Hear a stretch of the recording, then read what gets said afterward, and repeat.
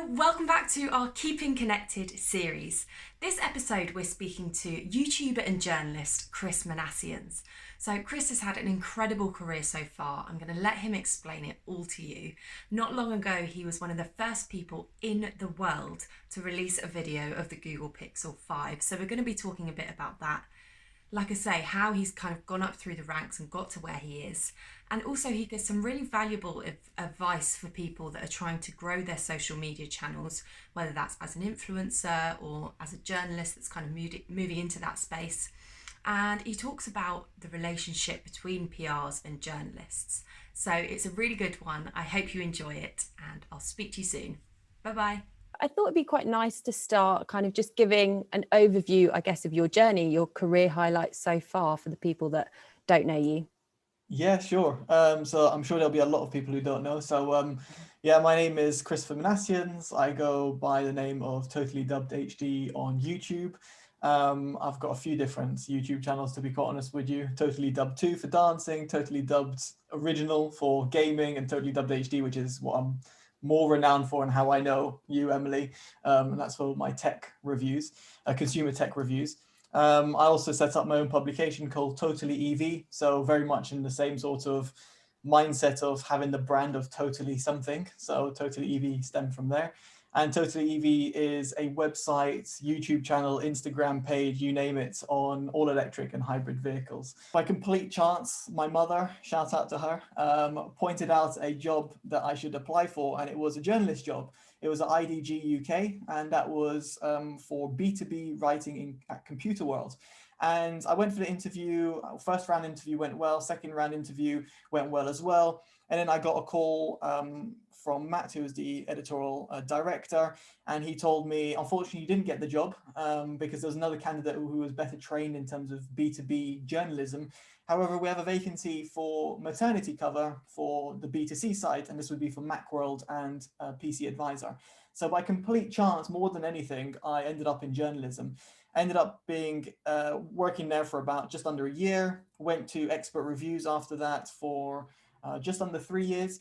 And then I went off to work for a bunch of investors, essentially, in terms of the car publication world. That didn't really work out. And I ended up saying to myself, I've worked for a lot of people over the years.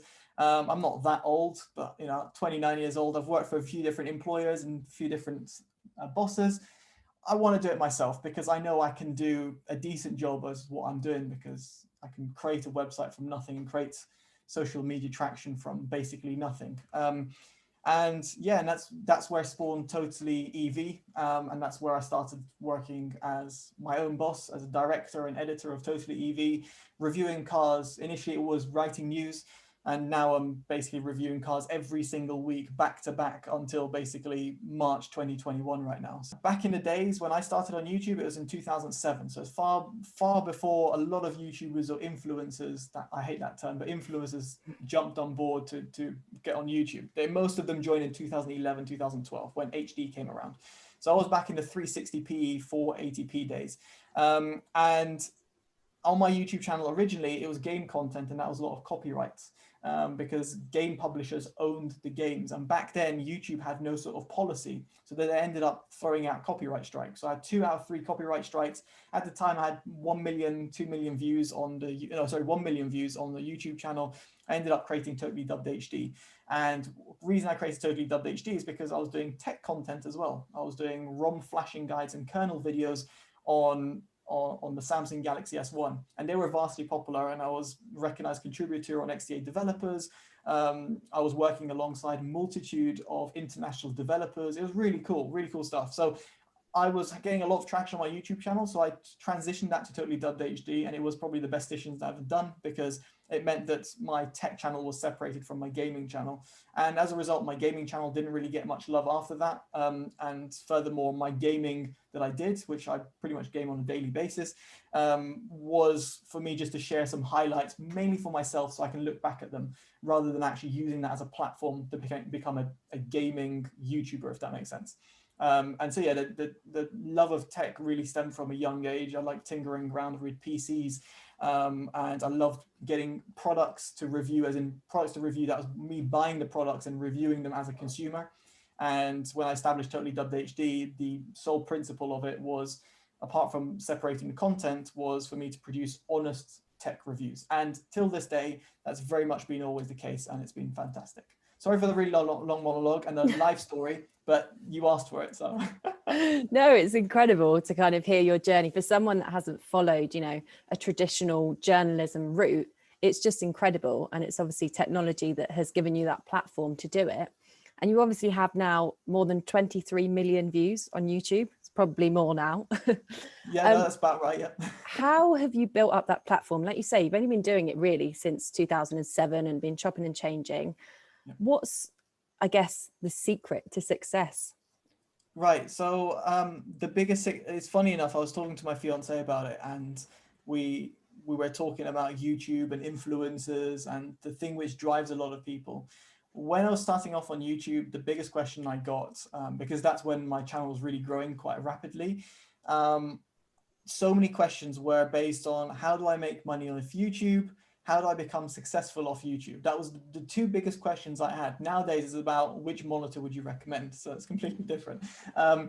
Because truthfully, as an influencer, as I said, I hate the word, as a reviewer, and if I compare myself to influencers, I'm not nowhere near as successful as these other people who've made it either their careers or made it, a bigger channel than it was. There's a variety of reasons for that, but long story short, in terms of my experience, what I will say is, for what I can see from the exterior, for other influencers, or for myself as to like, would I be still doing this?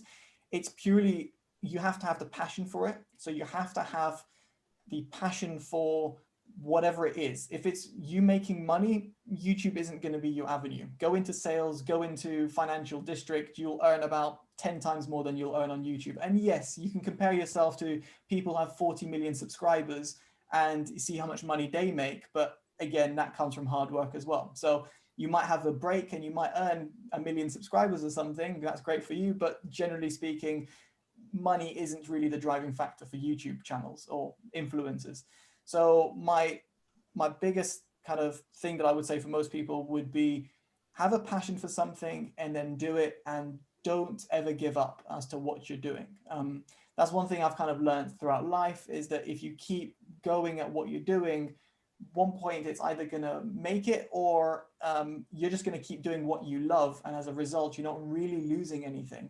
So that's my biggest tip for people who are either starting off or for people who want to grow their audience. Make sure you're tailoring yourself to what you love, and then your audience will come based on what you love, and then you can tailor your content around your audience at a later stage. And obviously in the past kind of 6 months, a big kind of video, one of your most popular videos on TotallyDubbedHD was the Google Pixel 5, right? Correct me if I'm wrong. That's right, yeah. How did that come about? Because you're not one of the first people to get it up on YouTube, which is incredible. So it was complete pure luck. People asked me like, oh, this is, initially some people thought it's not the actual Pixel 5. They said, there's no way you could be doing it before all these other big YouTubers. And obviously, as I said, I don't consider myself a big YouTuber. I consider myself who's doing what he loves and is producing stuff, right?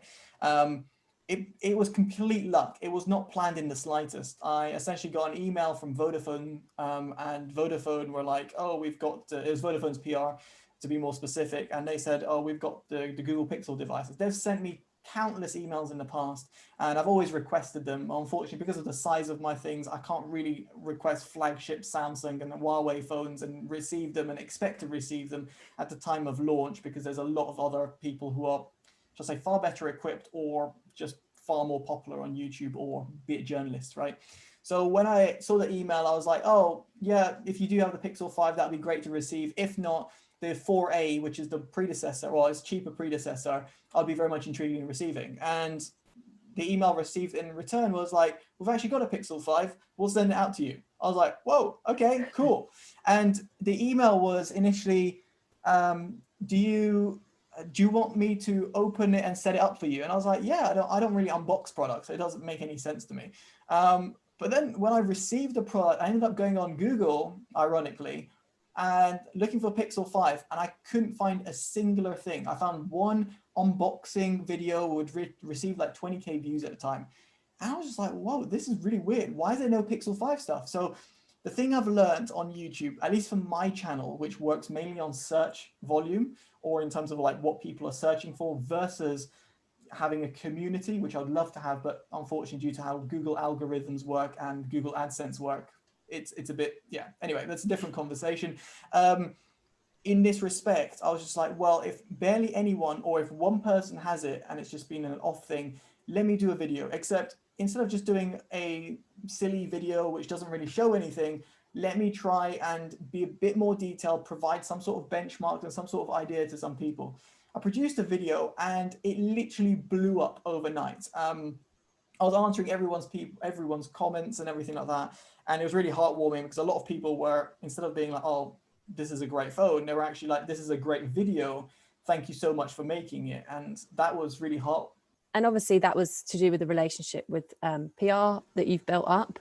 How kind of crucial do you think that is in either at Totally EV or Totally Dubbed, that relationship with PRs? How kind of important has that been for building your following? Yeah, definitely. It's massive. So having worked in PR, I understand like the other side of it. Unfortunately, I couldn't say the same thing for some journalists or even influencers. They don't really understand like the things that PRs go through, or even the work hours that some PRs go through. So I understand that side of it, and I understand how it kind of works. So having the right relationship is really important. I've built up a massive network of connections in the PR industry, purely based on the fact of the type of, I'd say, journalist slash, reviewer on YouTube that I am, that having that good relationship, forget about getting first dibs on products or whatever like that. It's more the fact that you build up a relationship where two people can understand each other. And when two people can understand each other, it means that you can understand what their expectations are as PRs.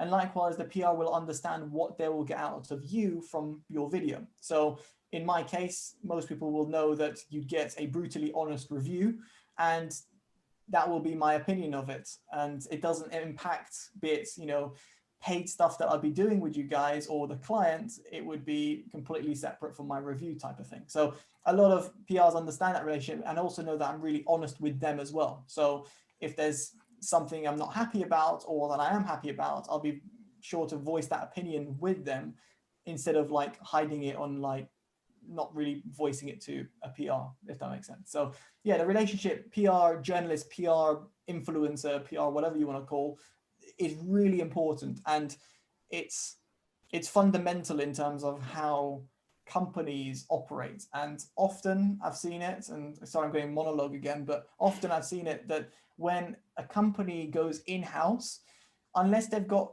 a person who's in-house and knows PR really well, and I'm not shouting out obviously where you work and stuff like that, but it's more the fact of like, when they go in-house, suddenly that connection gets lost. And that's what I'm trying to say in terms of building up that relationship. If someone doesn't build up that relationship and then it goes in-house, and even if there was a handover that's being complete, you never hear from that company again. And as a reviewer, it's so frustrating when either a client changes their PR agency or they go in-house, because that relationship you've built up as a reviewer or influencer then becomes zero again, and you have to rebuild it up again. You've obviously been very busy doing lots of different things. What's the next steps for you? What have you got planned? So I just still want to grow Totally EV I want to become a site, or more so like a figurehead in the car industry, and become a person that people respect for his opinion. And with Totally EV, I want to use it as a platform for a variety of different things. So I've been trying to, where I can, try and interview female racing drivers, for example, because I feel there's a not massive representation in female motorsports. And it came across even when I was watching a stream for Extreme E, and they were interviewing Lewis Hamilton, and he was even saying, I go around the race paddock and I've been racing for, I don't know how many years it's been, 15 plus years. And I've seen maximum of 2 to 3 female racing drivers in a Formula One seat, So I'm using Totally EV as a platform to essentially do whatever I want to do. And in this respect is inform people via the car reviews, write features and work with PRs and manufacturers to understand a wider subject, and where I can, raise awareness for things that are important. So climate change is obviously one big thing, and obviously females in motorsport is another big thing, and it's very much tied with Extreme E, which do one female driver, one male racing driver, and it's a new motorsport coming in 2021. So I've got no ties with them whatsoever. I just find that their principle and their format is fantastic, and as a result, that's why I'm doing a lot of content around Extreme E. So that's the plans for Totally EV. And as for Totally Dubbed, it's for continuing doing my consumer reviews, improving a variety of different aspects. In 2020 alone, due to help of friends, influencer friends, and even family members, and even my fiance, and even my mother, who've been like inputting some ideas, and even some of my friends giving me some ideas about videos and stuff. You can always learn from people, everyone. And I've been improving every single aspect as I can of my videos. So including B-roll a bit more, being a little bit more concise, editing videos a bit more, even editing thumbnails like you can see behind me, things like that. It sounds so simple, but I'm trying to improve every single aspect that I can in my video formats on Totally Dubbed HD. Oh, and I'm also trying to continue doing dance videos on my Instagram. I need to see this. I can't believe I haven't seen this. So I've been doing dance videos for a while. I did freestyle dance videos on Totally Dubbed 2. That was my YouTube channel, and it's been great. Like it's unbelievable. I've had like people like Neo, as in like the artist Neo, liking my video, sharing the video. I had a few artists liking it. Right now, I've DM'd Wes Nelson, which is obviously the new song that he did, and he's seen my message on Instagram, on Twitter. So I don't know if he'll see it, but I'm doing that for fun again because I love dancing. But that's also another thing I'm trying to grow, like continue doing my dance videos and making it fun and maybe bringing a smile to people's face. So yeah. Where does the talent stop? So we've got dancing, cars, and tech. Okay. Yes. Maybe we'll just combine it all in one video. There we go. That's exactly what I'm trying to do. That's incredible. I'm sure there's a lot more to come from you. If you could have any superpower, what would it be and why? Oh, I've thought about this before. Teleportation, because I love exploring the world.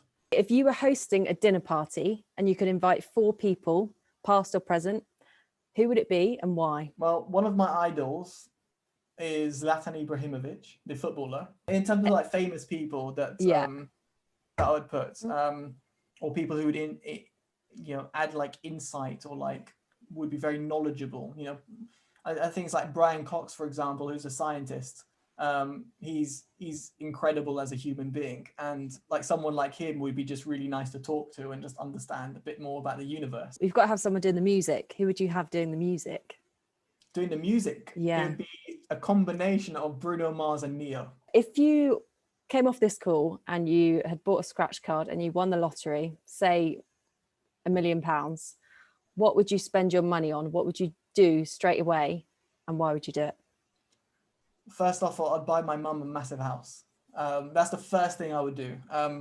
If it wasn't for her, I wouldn't be the person I am today. And I know like my father has obviously played a big role of that, but my mum is just like, she's just unbelievable as a human being. And like, she's like an inspiration to me. So I'll try and do that. Whatever I can, like I'll do that. So yeah, so that's the first thing.